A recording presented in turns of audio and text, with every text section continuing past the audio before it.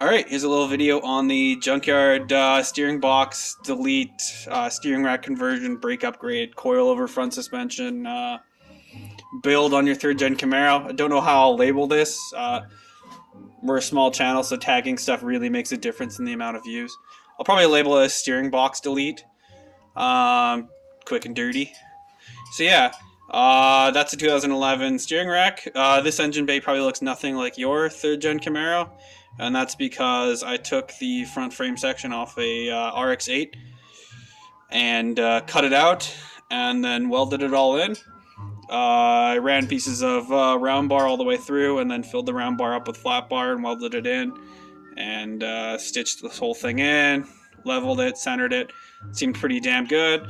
Bolted in the RX-8 front suspension with all the subframes attached, or all the subframe and suspension all attached. I then had to notch the back section out. Yeah, so you can kind of see how it's tapered over there. Any questions, ask. I'll probably answer them.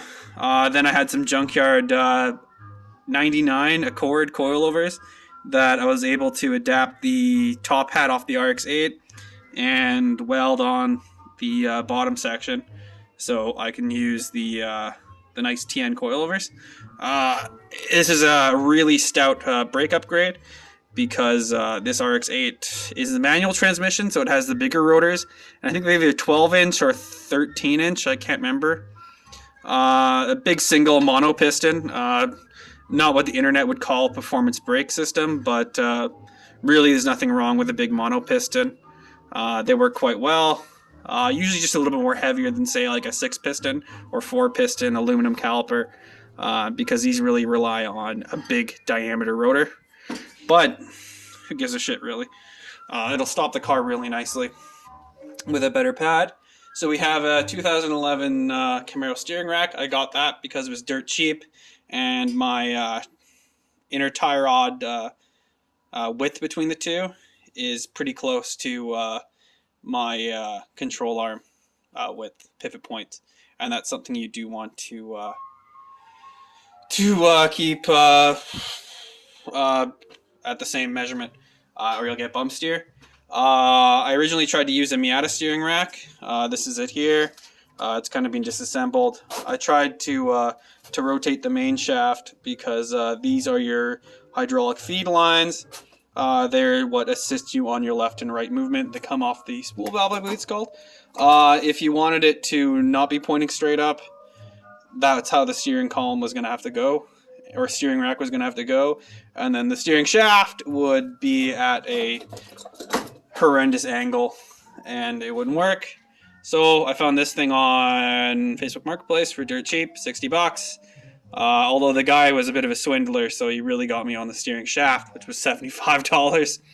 Seems odd to pay more for the steering shaft than the steering rack, but I digress. I then got Honda Civic columns, 2 EF Honda Civics, so 88s. They actually have the same spline here and here for the steering wheel.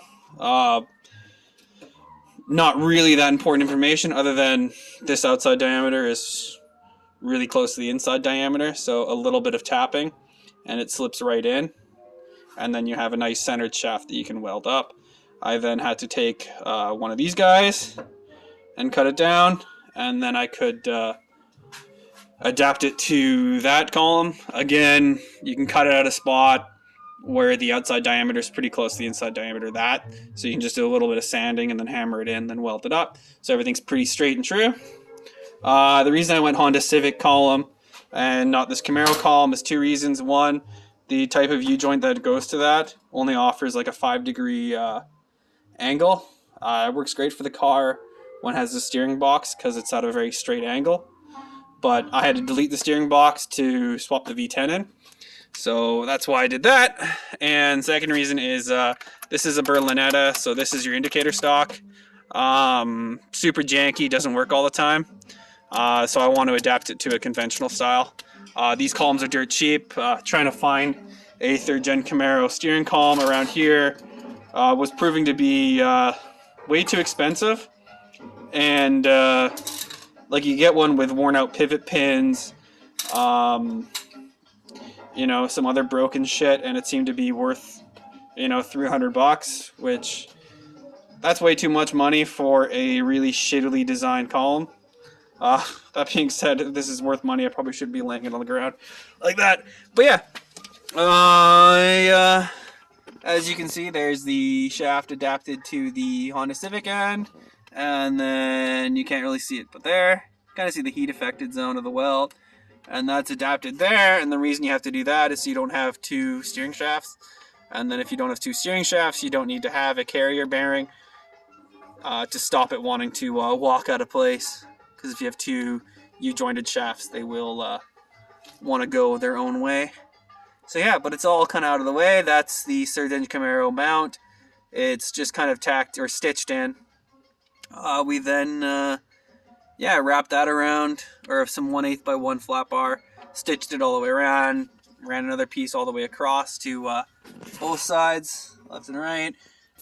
Made some huge washers from a 1 7/8 hole saw to kind of clamp on that back section there. And then yeah, it's quite stout on there. I'm pulling with all my might, and it doesn't move. If you've ever tried to dry steer your cars and push, you'll actually realize that a column does actually have quite a bit of, or it can actually have some movement to it. The Camaro column is collapsible here. Ooh, that's bright. So I have about 3 inches of collapsibility before it bottoms out. And even then, it's still kind of got a little bit more. It'll just kind of destroy itself. But in the event of that, it doesn't really matter if it's destroyed because the car is written off. But yeah, if you have any questions, get back to me, and I'll try to answer them. Smell you later.